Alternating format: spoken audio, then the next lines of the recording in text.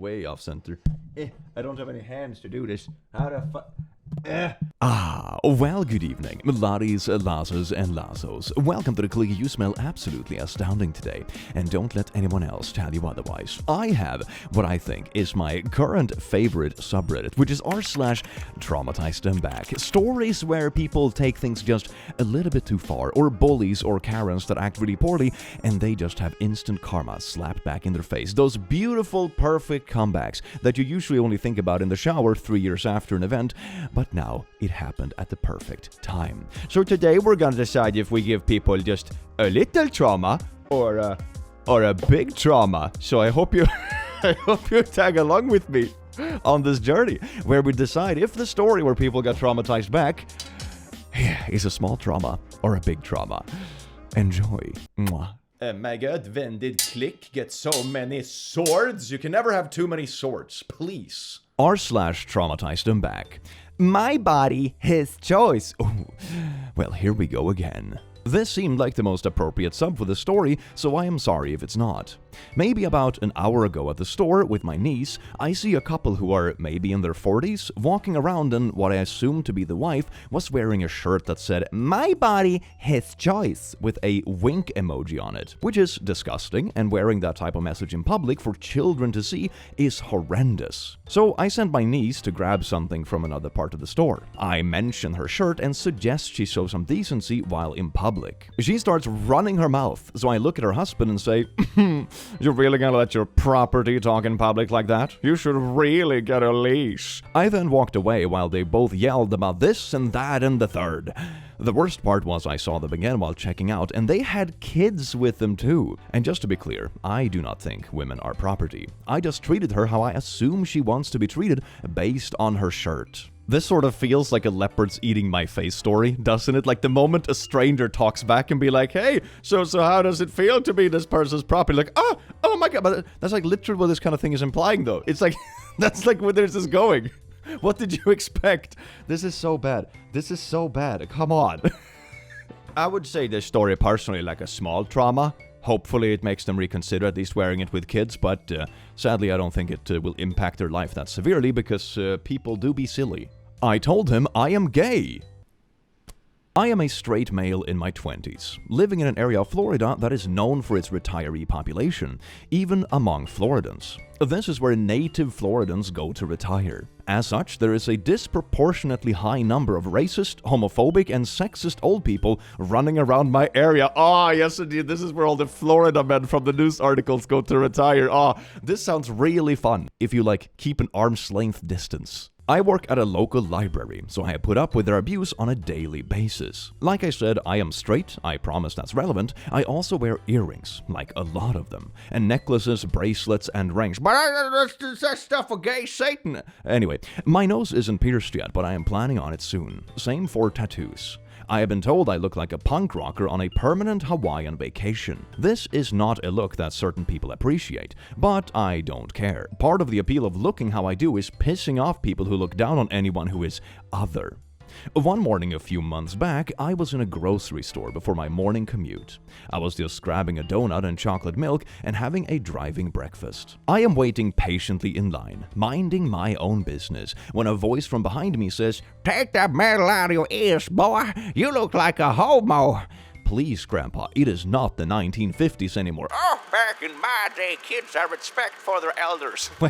Well, Grandpa, back in your days, the elders who were respected weren't you. I turn around and see an old guy who probably should have died of old age before I was born. Working with the public and dressing in a manner most of them find distasteful, I get this kind of abuse all the time. At work, I can't say or do anything unless they get really rude.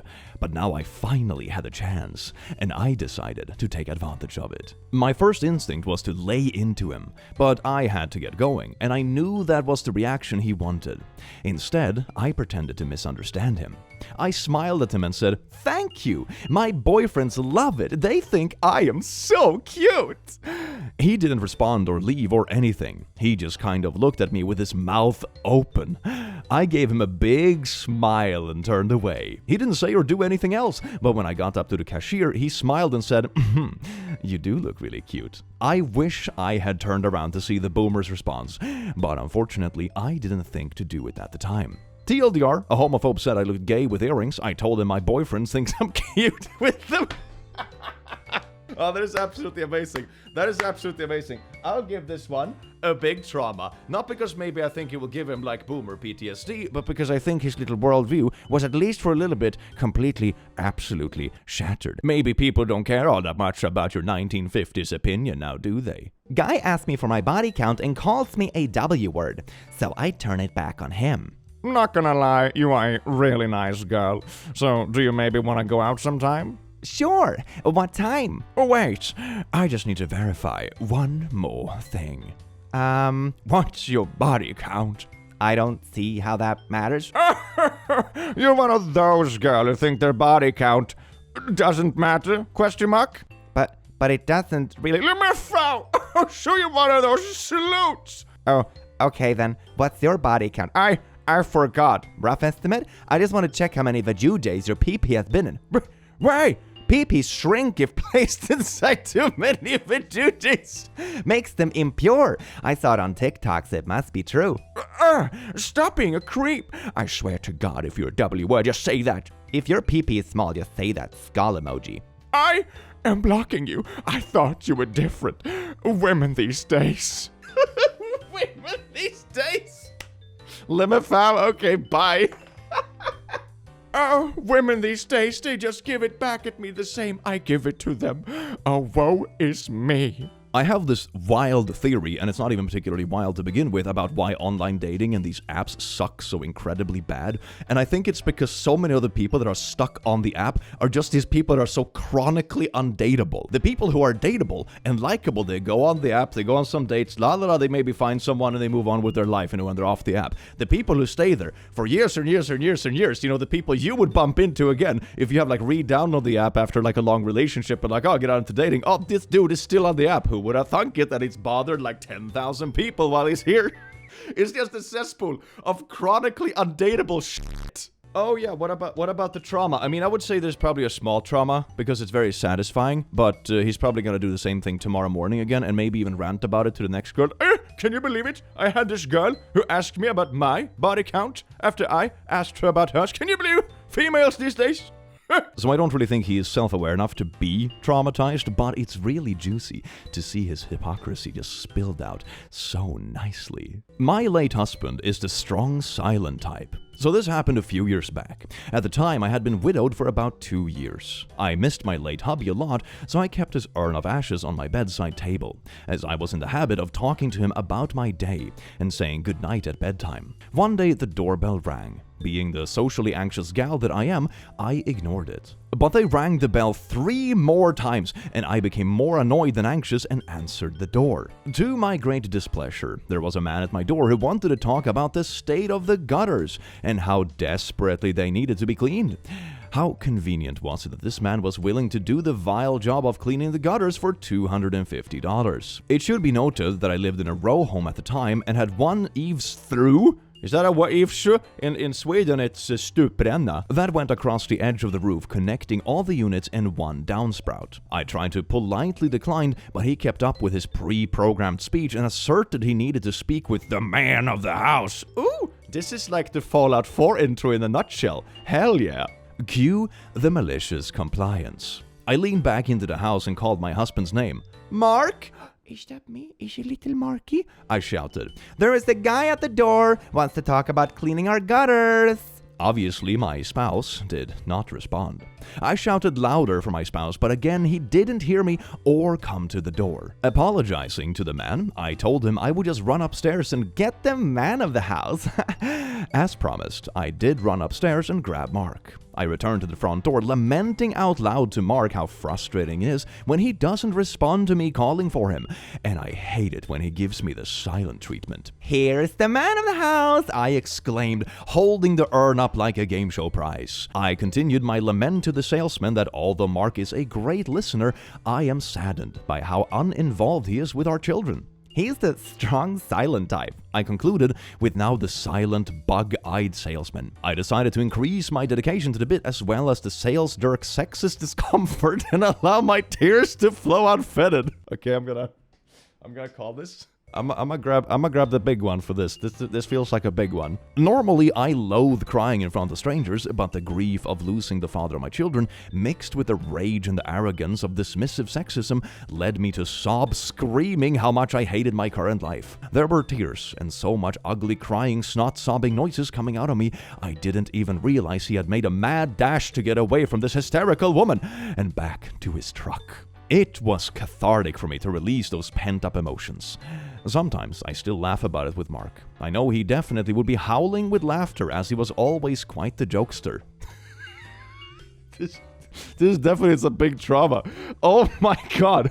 This guy just thought he would get some easy money cleaning some gutters, and now he has some good old trauma for life. Oh yes indeed, don't be so presumptuous, especially if you're bothering people. Oh my god. A woman told me I was a terrible daughter for not calling my mom on Mother's Day. So I told her why. For a few years I worked at a dispensary and loved almost all of my customers. Obviously not all of them were great, and there was one woman specifically that always got under my skin. Rachel. For context, my mother died when she was 46 and I was 19, and she was my best friend. Almost 10 years later, I still miss her every minute of every day, and holidays are hard for me and my family. For the last 10 years, there have been 3 holidays that I always requested off of work: Mother's Day, her birthday, and Christmas. Last Mother's Day, I was unable to take Mother's Day off because there were only 2 people working at the store, and my manager wanted to spend Mother's Day with her mom, and of course, I let her. So, Rachel and her partner comes in that day, and she asks if I've called my mom yet. I said no and tried to leave it at that, but she would not drop it and insisted, starting talking about how terrible of a daughter I am for not calling her, and she must be so disappointed in me. This is the way you bring it up? Oh my god, this woman is literally walking on social landmines. How has she not encountered a situation like this before, if this is something she does on the regular? That is what blows my mind. These people are like, they're just walking in social minefields and they're so oblivious about it.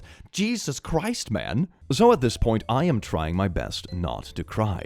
I am not confrontational and have a hard time standing up for myself. But after a few minutes, I finally looked her dead in the face, more serious than I have ever been before, and said, I would love to call my mom, but she's dead. All color left her face, and both her and her partner quickly made their purchase and left as fast as they could, and I never saw them again. Yeah, I would say that feels like some big trauma. People scuffling away or all shocked and sad about this kind of stuff is absolutely amazing. It makes me wonder if they conveniently forget these sort of situations happen, or if people are just pleasant enough with them that I don't confront them about it, or whatever it is, because it seems like such a statistical anomaly that you willfully walk through these social minefields and make it worse. It's not just walking through a social minefield, it's just walking through a social minefield with a stick, just smacking random places. And it's like, how has this not blown up before? Blows my mind. Just like the minefield would. Ayo. Oops. I think I broke him. Let me set the scene for you. I, 31F, am visiting my boomer father from out of state. We are sitting around the dinner table with the rest of my family talking. My parents split when I was 13 or 14, and they have both remarried. But my father absolutely cannot let it go, and still poos all over my mom to this day. Also, he recently developed this weird sense of accomplishment and brags that you have to raise kids to be insecure, because in his mind, the only way for someone to think of other people is to guilt them into it, so they learn to guilt themselves into it. Okay, with people like this, I always feel like stuff like this is just massive projection. I have never met anyone who's a genuinely empathetic person feel the need to guilt trip people into caring about them. It's the same kind of thing as with controlling partners. It's like most people who are sane would prefer if they have a partner who is independent enough, because that means they're probably with you because they genuinely like your company. You know? You don't want people around you who are there because they're guilt tripped or because they're forced to. Like, oh my god. So this kind of stuff just feels like absolute projection. He doesn't care about anyone, so he has assumed that no one else cares about him. So he has to manipulate people into pretending they care about him or force him to do it. I feel all these people are just projecting, and it's just more about them than anyone else. It is astounding how much you can figure out about a person regarding this stuff. So he is actively boasting his success in raising kids to be insecure. That also sounds like a great way to just let your kids be bullied or doormats or not negotiate fair salaries or get into bad relationships or what have you. You know the whole thing of like, prepare your kids for the real world. They have a summer job in the coal mines. It's the like extreme opposite of that. It's like, either we traumatize the kids when they're children or we let them be absolute doormats so they will never manage any conflicts IRL. Just be somewhere in the middle. Holy shit, parents. So he's actively boasting his successes in raising kids to be insecure. And I flatly said, except that it turned me into a doormat. I sought the approval of other people so badly that I just let anyone use me, especially as a teenager. My father sees this as an opportunity to trash my mom and says, Yeah, your brother told me you used to sneak boys over to your mom's at night. That would never happen if I got in sole custody of you instead of your mom. I mean, that seems also like an awfully convenient projection, right? When he has admitted to be the one that turns his kids into doormats, and then you say, oh yeah, I was a doormat to people, and be like, oh, that must be your mom. Literally one sentence earlier. Oh my god. My response? Actually, it probably would have happened a lot more. In fact, the very first time it happened was here. Let me tell you, the shock on his face was freaking priceless. He was almost too dumbfounded to ask, what? I tell him, yeah, I used to take my window screen out and have them climb through the bedroom window. His jaw is on the table. I delivered the final blow. Oh, and by the way, I was 15 the first time and he was 20. So a man, not a boy. That tends to happen when you're so insecure that you'll do anything for approval. Jesus Christ. Family dinner turned into a tactical nuke. Holy shite, man. And that's when his brain broke. I have never seen him back away from a conversation so quickly. He had no clue how to respond to that. So he just changed the topic, which honestly stood out way more than if he had just actually responded to what I said. If you were to ask him about that conversation now, I'm 100% certain that he wiped it from his memory. His small mind cannot fathom it. So I'm not surprised when he acts like it never happened. He still brags about raising kids to be insecure, but honestly having the lasting image of the shock on his face, that's all I need. I mean, that sounds like some good old big trauma. I like it when poopy people's brains break. It's incredibly satisfying, and the worldview they built up in their own little bubble just shatters because it's so stinky to begin with. My god, what a crappy parent, man. Mind your own business. While at the grocery store, I was selecting several items from the plant-based food options. Things like chicken nuggets, taco meat, and such. An older-ish man looked at my cart, looked at me, wrinkled his nose, and said, "Oh, if you want chicken nuggets so bad, why don't you just buy the real ones instead of this fake crap?" Now, normally I would just shrug it off and ignore it. But not today, Satan!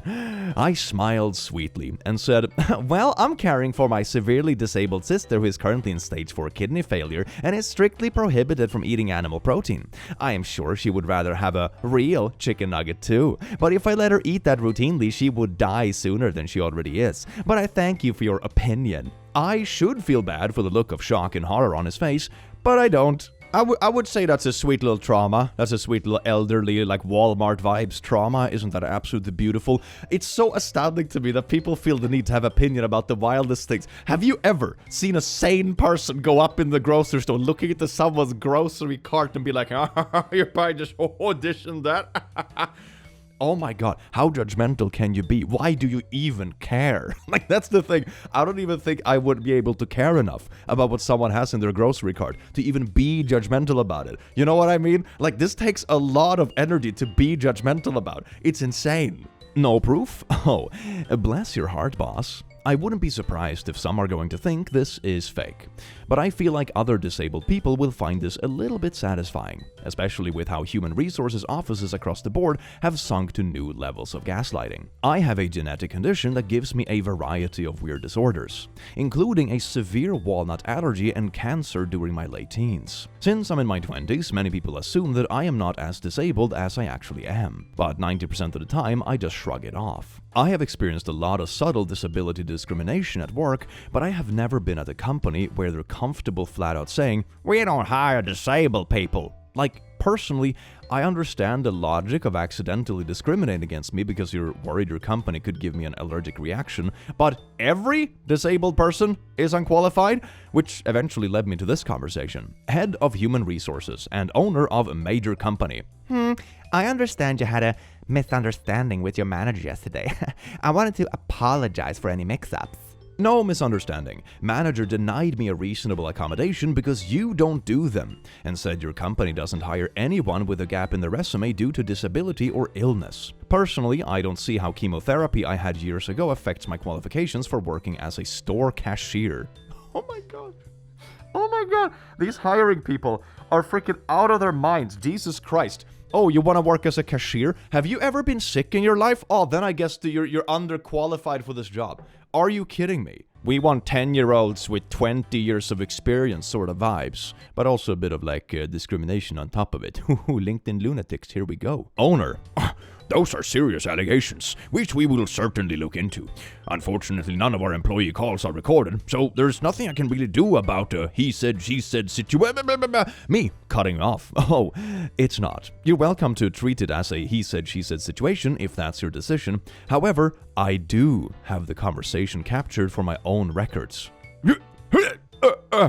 I'm sorry, let me understand. You recorded your conversations with our employees? State is a single-party consent. I wish I could have seen his face when I clicked play on my computer, and he heard my manager say that company was going to throw out my resume only because I needed chemotherapy a while ago since the owner was particular. The silence on the owner's end when he realized that his poopy policies were caught on a hot mic was priceless. I would add more details to show just how bad this situation got before and after reaching out to HR. But to be honest, the EEOC is about to traumatize them harder than I ever could. Oh, this is some big, potentially business-ruining trauma right there. Oh, yes, indeed. After reading like LinkedIn lunatic stuff and dealing with like ridiculous job interviews or active discrimination or poopy HR, I think this story is just really, really satisfying for all of us.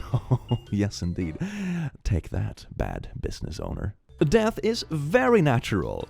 My aunt and cousins are extremely crunchy. Okay, if you don't know what crunchy means, it's like people who are really into like natural remedies and that sort of thing, like Crunchy Mom Facebook group sort of thing, you know, that kind of vibe, yeah. Among many other things, they rant about Western medicine being full of evil chemicals and just a way for pharmaceutical companies to make money. I mean, there are definitely predatory practices within like care industries and that sort of stuff, but it doesn't mean that every medication is like invalid. They insist there are natural alternatives. Never mind that they live in the UK with free healthcare, while these alternative practitioners cost them hundreds of pounds. That is so ironic. Oh my god. You have to like really go out of your way to deny like free healthcare to yourself to do this. I can much more picture getting sucked down this sort of rabbit hole when you live in the US and like just taking the ambulance to the hospital will like literally bankrupt you for generations. But when healthcare is free?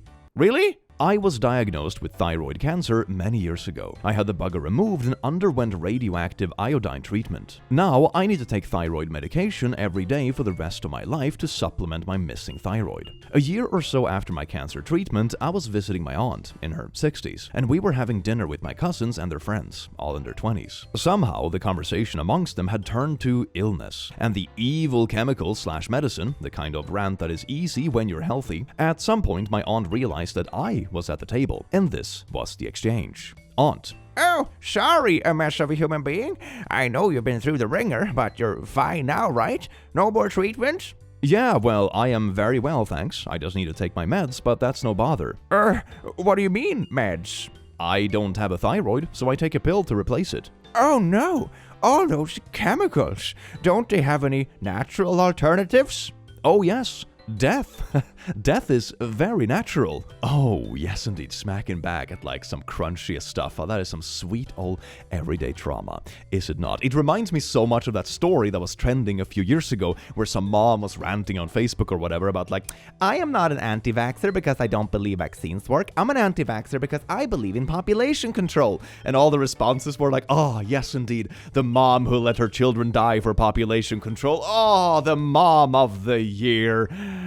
Gorgeous. Giving my older coworker what he asked for.